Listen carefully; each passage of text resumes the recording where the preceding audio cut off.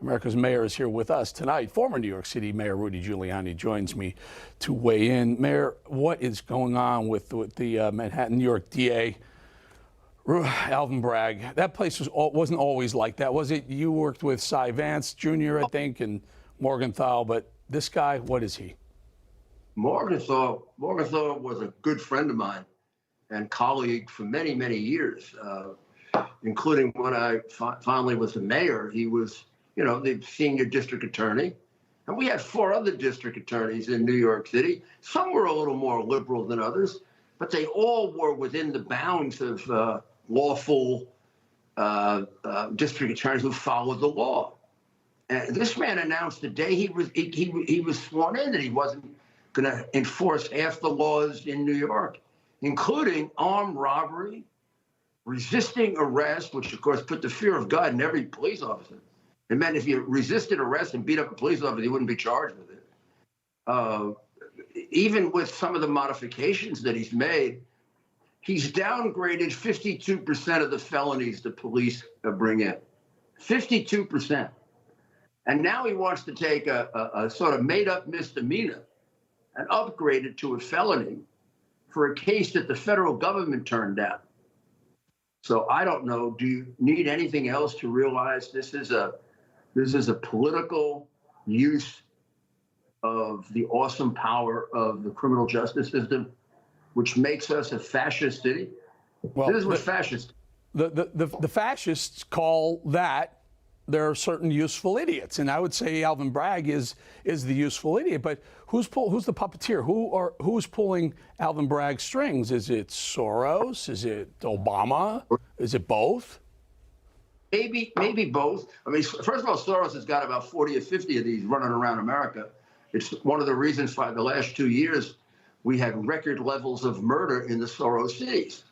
You take a city like Little Rochester, New York, or St. Louis, or Philadelphia, they all, within the last 2 years, had record homicides, meaning never before in the history of the city have so many people been murdered, disproportionate number of young black men, thanks to Soros. I mean, he basically is funding the slaughter of young black men by having district attorneys who aren't district attorneys who set criminals free. You don't need a defense lawyer. I mean, basically, we've got people that get arrested 40, 50 times. Every day there's an example of an Alvin Bragg empowered predator hurting one of my citizens. And why there isn't, why Democrats put up with this? Yeah, there's the question, Mr. Mayor. There's the question. You're seeing a city, Eric Adams came in and said, I'm going to clean the place up. I'm going to clean the subways up. And there's more crime in the subways now than ever. But also because a guy like Alvin Bragg, we continuously show the video of people getting beat up, punched, knocked out, stabbed, shot from recidivism is rampant in New York. And it's because of that guy right there, Alvin Bragg. Yet in New York, it's an elected position. How do they continue to vote for people like Bragg? It's mind-boggling. Eric, I was the only the 3rd Republican elected in the 20th century, and every single person told me I couldn't be elected. And you look at Chicago, 50 years of Democratic rule. They just are playing around with another Democrat, and every weekend they have Vietnam number murders, and most of them are black kids, and nobody cares. Except us. I mean, the only people who really emphasize this are I do it on my radio show all the time. Hannity does it on his show, a few other people. But we're the only ones interested in those people being saved. I mean, when I came in, I changed crime. I literally turned over the city with 1,500 less murders than was given to me. And 75% of those people were black people. And I really feel like I've saved more black lives than any mayor in history of any place. Mr. Mayor, you came in as a Republican and worked with the Democrat district attorney, and you cleaned the place up. I look back, you have to go back 82 years to find the last Republican district attorney that covered Manhattan, New York City. But yet you were able to work with them. Now it seems like, have we as a country become so bifurcated? It's blue no matter who, red till you're dead? I don't know when Democrats became so pro-criminal.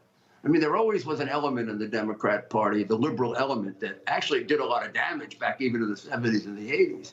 But then you always had pro-law enforcement Democrats. By the way, Biden was one of them. Schumer was one. But they've all caved in. They don't exist anymore. Maybe Manchin, maybe.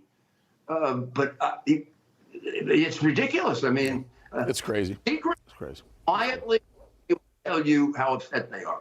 But then they don't have the guts to go against their party, which has turned fascist.